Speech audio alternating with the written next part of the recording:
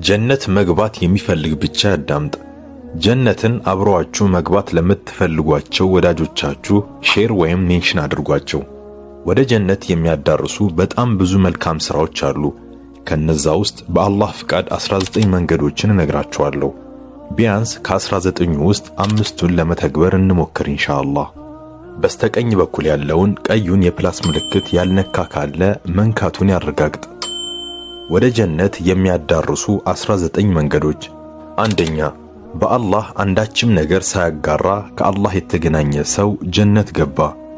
ሁለተኛ፣ በአላህና በመልእክተኛው ያመነ ሰላትን በትክክል የሰገደ ረመዳንን የጾመ አላህ ጀነት ሊያስገባው ግድ ነው።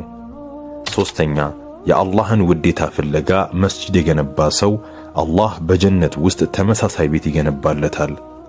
አራተኛ፣ ጠዋትም ሆነ ማታ ወደ መስጂድ የሚመላለስ ሰው በተመላለሰ ቁጥር አላህ በጀነት ውስጥ ማረፊያ ያዘጋጅለታል። አምስተኛ፣ በሁለት እግሩና በሁለት ከንፈሩ መካከል ያለውን ለመጠበቅ ቃል ለገባልኝ ሰው በጀነት ቃል እገባለታለሁ። ስድስተኛ፣ በቀንና ሌሊት ውስጥ 12 ረካዓዎችን ሱና የሰገደ ሰው በእነሱ ምክንያት በጀነት ውስጥ ቤት ይገነባለታል። ሰባተኛ፣ ዕውቀት ፍለጋ መንገድ የገባ ሰው በዚያው ምክንያት አላህ ወደ ጀነት መንገድ ያገራለታል።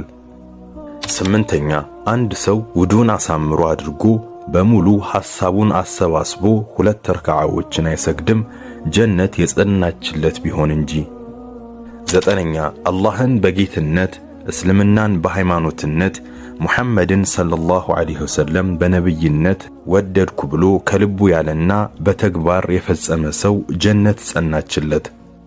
አስረኛ፣ የመጨረሻው ቃሉ ላኢላሃ ኢላላህ የሆነ ሰው ጀነት ገባ።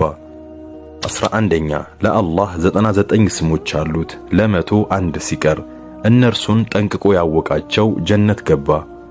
12ኛ፣ ተቀባይነት ያገኘ ሐጅ ምንዳው ጀነት ብቻ ነው። 13ኛ፣ እኔና የቲምን የሚንከባከብ ሰው ጀነት ውስጥ እንዲህ ነን። 14ኛ፣ ሰላምታን ያበዛ የተቸገረን ያበላ ሰዎች በተኙበት የሌሊት ሰላት የሰገደ ጀነትን በሰላም ይገባል። 15ኛ፣ እውነት ወደ ጽድቅ ነገር ይመራል፣ ጽድቅ ነገር ወደ ጀነት ይመራል። 16ኛ፣ በሽተኛን የጠየቀ ወይም ወንድሙን የጎበኘ አማርክ አካሄድህም ምንኛ ማረ ከጀነት ማረፊያ ተዘጋጀልህ በማለት ተጣሪ ይጠራዋል። 17ኛ፣ ሰዎችን በብዛት ጀነት የሚያስገባው የአላህ ፍራቻና መልካም ስነ ምግባር ነው።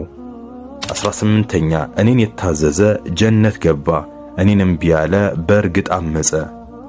19ኛ፣ ከእያንዳንዱ ሰላት በኋላ አያተል ኩርሲይን የሚያነብሰው በእርሱና በጀነት መካከል የሚጋርደው ሞት ብቻ ነው።